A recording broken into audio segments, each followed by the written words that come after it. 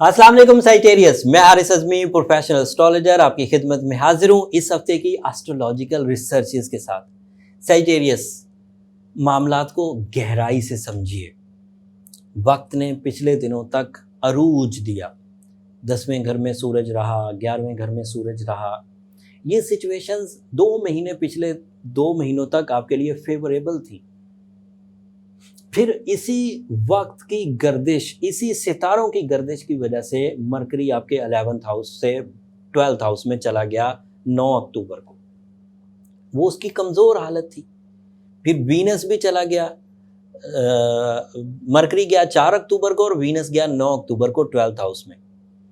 But unfortunately कानून फितरत के इवज अब सूरज भी 24 अक्टूबर को आपके 12th हाउस में चला जाएगा। ये खबर जो मैं सुना रहा हूँ ये 20 अक्टूबर से 26 अक्टूबर के वीक के दरमियान होने वाले इवेंट से रिलेटेड है। अब ये 3 प्लैनेट्स 12th हाउस में फिलहाल अपनी परफॉर्मेंसेस के फ्यूल को कमज़ोर हालत में परफॉर्म करेंगे, जिसकी वजह से पस्त हिम्मती, लैक ऑफ कॉन्फिडेंस ये रह सकता है। This is a possibility. अगर आपने अपने अरूज के 11 महीनों में कुछ नहीं बनाया, ना हौसला, ना हिम्मत, ना इज्जत, ना रुपया, ना सेहत, तो फिर ये वाले अगले 30 दिन अब आपको थोड़े कमज़ोर करेंगे और इब्तदा होगी 24 अक्टूबर से। वीनस के 12वें घर में होने की वजह से रिलेशनशिप सेक्टर में भी रोमानवी रिलेशन, मोहब्बत के और ये जो मंगनी, शादी ब्याह, इन चीज़ों के लिए अभी आपको रुकना चाहिए, ठहरना चाहिए। एस्ट्रोलॉजिकली प्रेडिक्शन तो यही है, बाकी आपकी अपनी मर्जी। फिर सैटर्न भी डायरेक्ट होकर अब स्टेशनरी हो गया है पूरा इस्तेहकाम में और आपके 2nd हाउस में है। रूल्स ऑफ एस्ट्रोलॉजी के मुताबिक ये एक साढ़सती का पहलू है। सो ये कुछ प्लैनेट्स इस वक्त आपको एक आजमाइशी दौर से गुजार रहे हैं। जब मैं अच्छी खबरें सुनाया करता था वो भी इसी सिस्टम के तहत थी। ये जो कमज़ोर खबरें सुना रहा हूँ ये भी इसी सिस्टम के तहत है।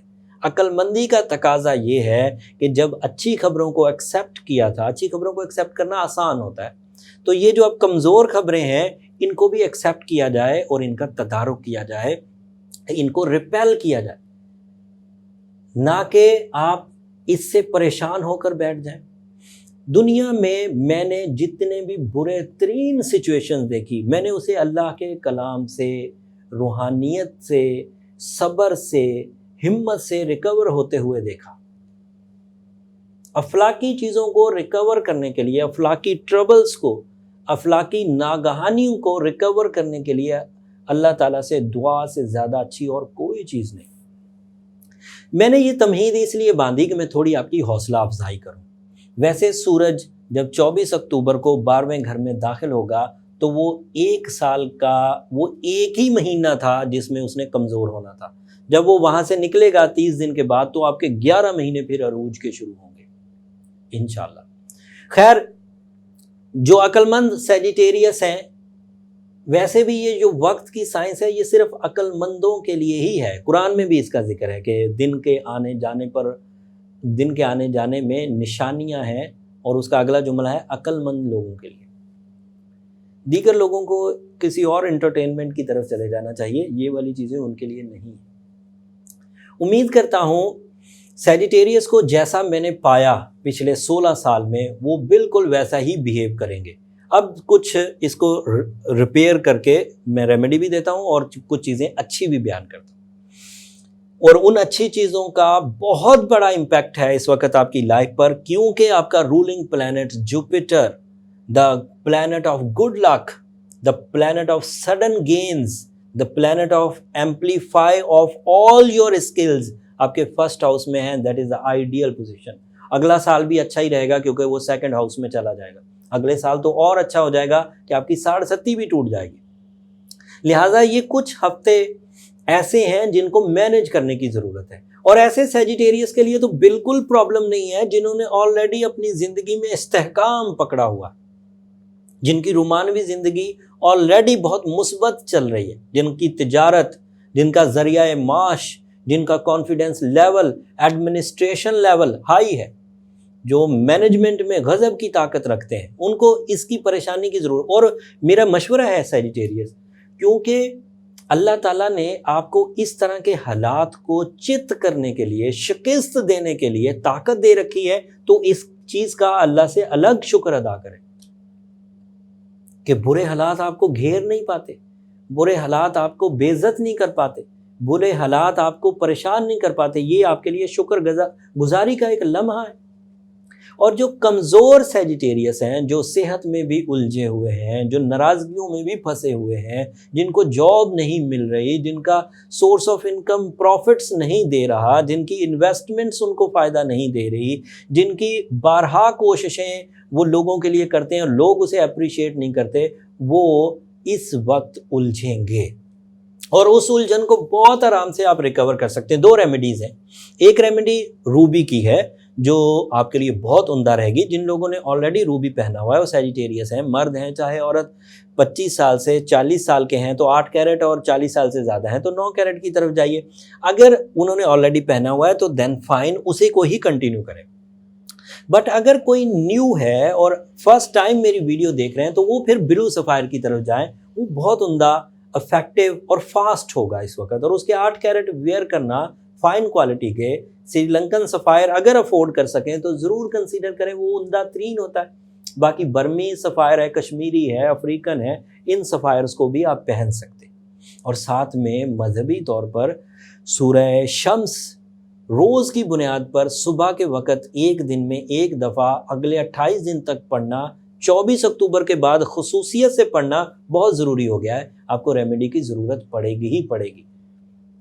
अगर आप कमज़ोर सैजिटेरियस हैं और वक्त की गर्दिश ने आपको घेर लिया है तो पहलवान बनने की ज़रूरत नहीं है, रेमेडीज़ की तरफ ज़रूर जाइए। सैटर्न की खराबियाँ इरिवर्सिबल समटाइम हो जाती हैं। हड्डियों के अमराज, जोड़ों के अमराज, back bone issues sometime recover नहीं हो पाते, इसलिए ज़ोर आजमाई ना करें, रिकवरी करने की कोशिश करें। और रिकवरी में सूरह शम्स दिन में पढ़ना बहुत उम्दा रहेगा और सूरह नजम रात में पढ़ना बहुत उम्दा रहेगा।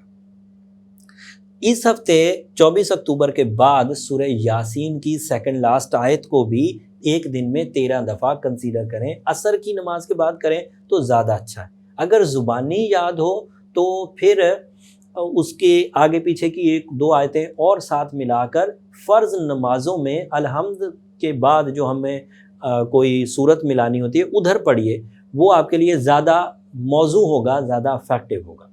सफ़ेद रंग का सदका जुम्मे के दिन देना या रेड कलर की चीज़ का सदका इतवार के दिन देना बहुत उम्दा रहेगा। ये ऐसी रेमेडीज़ हैं जो आपकी कमज़ोरी की शिद्दत को, परेशानी की शिद्दत को, उलझन को, इरिटेशन को बहुत हद तक रिकवर कर देगा। फिर भी अगर कोई कमी महसूस हो, ज़ाती तौर पर बड़ी इन्वेस्टमेंट हो चुकी है और उलझन पैदा हो गई है, बड़ी गैम्बलिंग हो चुकी है, बड़ी चीज़ों की खरीदो फरोख्त हो चुकी है और कानूनी पेचीदगियाँ सामने आ चुकी हैं, कोई चीज़ बना ली है और आखिरी मराहिल में है और पेचीदगियाँ सामने आने लग गई हैं, रिश्ते के फ़ैसले हो चुके हैं और पेचीदगियाँ सामने आने लग गई हैं, सेहत बिल्कुल अच्छे चलते चलते एकदम से उलझ गई है और अब पेचीदगी बढ़ने लगी है, तो फिर पर्सनल चार्ट की तरफ ज़रूर जाइए। वो फिर आपके लिए इंडिविजुअल टाइप की रेमेडीज़ जो इस रेमेडी से यकसर मुख्तलिफ हो सकती हैं, उस वक़्त प्रिस्क्राइब हो जाएंगी। इंडिविजुअल चार्ट के लिए आपका नाम, आपकी डेट, आपकी टाइम ऑफ बर्थ, आपकी प्लेस ऑफ बर्थ से कैलकुलेशन होती हैं और जो सर्टन आपकी होती हैं। ये ओवरऑल सैजिटेरियस के लिए, पूरी दुनिया के सैजिटेरियस के लिए, नॉर्वे से लेकर पाकिस्तान तक हर जगह के सैजिटेरियस के लिए हालात यही होंगे। बट वो जो इंडिविजुअल होंगे वो डिफरेंट होते हैं।